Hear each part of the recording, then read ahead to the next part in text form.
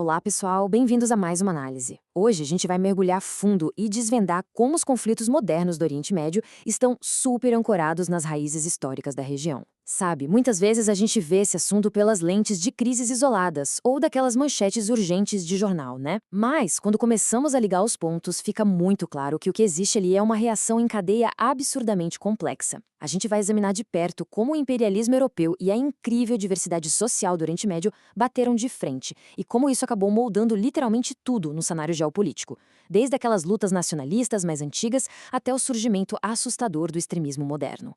Bom, para entender toda essa teia, nosso roteiro de hoje vai seguir estes 6 passos. 1. Diversidade e imperialismo. 2. Nacionalismo curdo. 3. A Revolução Iraniana. 4. A invasão do Líbano em 1982. 5. A Primavera Árabe e, por fim, a ascensão do Estado Islâmico. Vamos nessa? Ponto 1. Diversidade e imperialismo. Para entender esse tabuleiro de xadrez da geopolítica, a gente precisa, antes de mais nada, ter noção da incrível diversidade social e religiosa que existe por lá. Olha só que contraste brutal. Se a gente desenhasse o mapa com base nas minorias étnicas e na vontade dos povos locais, ele seria completamente diferente dessas fronteiras rígidas que a gente conhece hoje. E por que essa diferença é gigantesca? A resposta é simples: interferência direta do imperialismo europeu. Fronteiras totalmente artificiais foram traçadas de acordo com os interesses comerciais das grandes potências coloniais. Eles literalmente dividiram grupos irmãos e forçaram populações com rivalidades históricas a viverem sob o mesmo governo. Pensa num verdadeiro barril de pólvora estrutural. E o mais louco é que essa divisão arbitrária aconteceu exatamente no lugar que é o grande berço monoteísta do mundo, a terra natal do judaísmo, do cristianismo e do islamismo. Essa diversidade maravilhosa foi fatiada por potências como Grã-Bretanha e França sem o menor respeito pelas pessoas que já viviam ali há milênios. O resultado? Um mosaico cultural super complexo que acabou aprisionado em linhas políticas que não refletem nem um pouco a verdadeira identidade de quem mora lá. O que nos leva ao nosso segundo ponto, os curdos, uma nação sem Estado. Vamos ver como essas fronteiras artificiais criam atritos trágicos na prática. 35 milhões. Pessoal, pensem nesse número por um instante. É praticamente a população inteira de um país grande como o Canadá ou a Polônia. Isso faz dos curdos um dos maiores grupos étnicos do mundo inteirinho, sem um Estado soberano para chamar de seu. É literalmente uma nação inteira, com língua própria e uma cultura riquíssima, vivendo sem uma pátria oficial reconhecida no mapa. E o detalhe crucial aqui é que esse nacionalismo curdo não é coisa de agora, tá? Ele é resultado direto de uma promessa que foi descaradamente quebrada. Lá em 1920, o Tratado de Sèvres chegou a garantir a criação do Kurdistão no papel. Mas esse tratado foi simplesmente rasgado porque não interessava aos países vizinhos e muito menos aos europeus. A partir daí, a história deles virou uma luta amarga pela sobrevivência. Um exemplo assustador foi a repressão extrema e o uso desumano de armas químicas pelo ditador Saddam Hussein contra civis curdos iraquianos na década de 1980. Hoje, a população curda continua dividida pelas fronteiras super tensas da Turquia, do Irã, do Iraque e da Síria. Eles, que historicamente até foram grandes guerreiros de impérios, tipo o lendário Saladino, hoje vivem realidades muito diferentes. No Kurdistão iraquiano, por exemplo, existe muita riqueza por causa do petróleo e até uma certa autonomia. Mas, em outras fronteiras, o cenário é de violência e assimilação forçada. É o exemplo mais visual e doloroso de como as linhas dos antigos impérios fragmentaram uma sociedade inteira.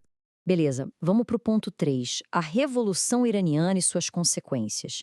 Saindo um pouco das questões étnicas e indo para os choques ideológicos que abalaram o planeta. O ano de 1979 mostra um choque brilhante e dramático de dois mundos completamente opostos. De um lado, tínhamos o Shah Reza Pahlavi, um líder autocrático super apoiado pelos Estados Unidos que tentava forçar uma modernização no estilo ocidental, muitas vezes ignorando a população mais tradicional. Do outro lado da moeda, o Ayatollah Khomeini, um líder conservador xiita muito carismático que voltou do exílio. Ele pegou toda a insatisfação popular e liderou uma revolução estrondosa, trocando o governo pró-ocidente por uma teocracia fundamentalista rigorosa. E olha, essa Revolução Islâmica não trocou só o pessoal no poder, não. Ela mudou radicalmente e literalmente do dia para a noite a vida cotidiana das pessoas. As mudanças sociais foram na base do "é assim e ponto final". Já em 1980, leis religiosas super rigorosas foram impostas, mudando as roupas e obrigando o uso do véu nas escolas para as meninas, por exemplo. Foi uma mudança drástica que afetou a liberdade e a identidade de toda uma geração de forma inegociável. Mas a onda de choque não parou dentro do Irã. O negócio virou um problema geopolítico global. Esse fervor revolucionário acabou gerando a invasão da Embaixada dos Estados Unidos em Teherã, criando uma crise de reféns tensa que durou longos 444 dias, rompendo as relações diplomáticas de vez. E pior ainda, o medo de que essa revolução espalhasse suas ideias para os países vizinhos fez com que Saddam Hussein, do Iraque, invadisse o Irã. Isso começou uma guerra brutal que durou 8 anos, destruiu recursos vitais e tirou a vida de centenas de milhares de pessoas nas trincheiras. O que nos leva à parte 4, a invasão do Líbano em 1982. Enquanto aquela guerra do Irã-Iraque devorava vidas no leste, o Líbano virava um campo de batalha ainda mais caótico. Israel lançou uma grande ofensiva militar, entrando com tanques num país que já estava destruído pela sua própria guerra civil. A ideia era esmagar a OLP, Organização para a Libertação da Palestina, e tentar colocar um governo aliado na capital, Beirute. Só que isso gerou um cerco militar terrível de 10 semanas, com bombardeios ininterruptos. E o ápice do terror foi um massacre de milhares de civis indefesos nos campos de refugiados de Sabra e Shatila, um absurdo executado por milícias rivais libanesas numa área controlada pelas forças israelenses. Com tanta destruição e bombardeios pesados, a OLP não teve escolha a não ser fazer um acordo e ir para o exílio lá na Tunísia. Mas o grande divisor de águas desse momento foi a presença das câmeras de TV. As imagens daquele desespero civil circularam o mundo todo através dos jornais. Isso mostrou de um jeito muito claro como um conflito local pode rapidamente gerar uma indignação internacional imensa, manchando a imagem global das nações envolvidas por muito, muito tempo. Avançando um pouquinho no tempo, chegamos à parte 5, os reflexos da Primavera Árabe. Ficar décadas sob regimes ditatoriais engessados acabou criando o cenário perfeito para uma onda de revoltas civis sem precedente. E o grande combustível disso tudo foi a mistura de juventude com a internet. Metade da população árabe tinha menos de 30 anos e enfrentava desemprego crônico todo santo dia. Com a internet e os smartphones nas mãos, essa galera conseguiu se organizar de forma descentralizada. A vontade de ter democracia, dignidade e um emprego de verdade se espalhou como fogo, furando a barreira da censura dos governos. Foi um verdadeiro efeito dominó. Tudo começou na Tunísia, em 2010, quando o desespero de um vendedor ambulante, protestando contra a miséria e a corrupção, deu início a uma revolução que derrubou o ditador local. A partir daí, a onda se espalhou. Chegou no Egito, derrubando Hosni Mubarak, foi para a Líbia, terminando numa revolução armada e na morte de Muammar Gaddafi, e colidiu com a Síria, onde o que era um protesto civil contra a família Assad acabou virando uma guerra civil dolorosamente prolongada e complexa. E aí, chegamos à parte 6, a mais sombria de todas, a ascensão do Estado Islâmico. Infelizmente, aquele vácuo de poder deixado pela queda dos ditadores e o caos absurdo das guerras civis criaram a tempestade perfeita para o extremismo. O Estado Islâmico, na verdade, tem suas raízes lá no período pós-invasão dos Estados Unidos no Iraque em 2003, que destruiu as instituições locais. Mas foi durante o caos da Guerra Civil na Síria, em 2011, que eles ganharam uma força assustadora. Eles usaram as cidades em ruínas e as fronteiras frágeis entre o Iraque e a Síria para expandir um projeto violento de recriar um antigo califado. Em 2014, no auge desse terror, eles declararam oficialmente esse califado. E como eles bancavam isso? Com contrabando pesado de petróleo e extorsão.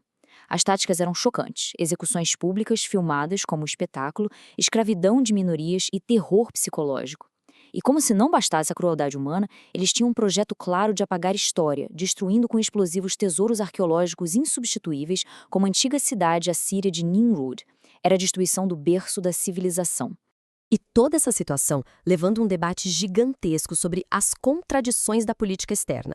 Muito se questiona no cenário diplomático, de forma bem intensa, como o Ocidente age na região. Por um lado, montam-se enormes coligações militares para combater e destruir o Estado Islâmico, em nome da defesa da liberdade e dos direitos humanos.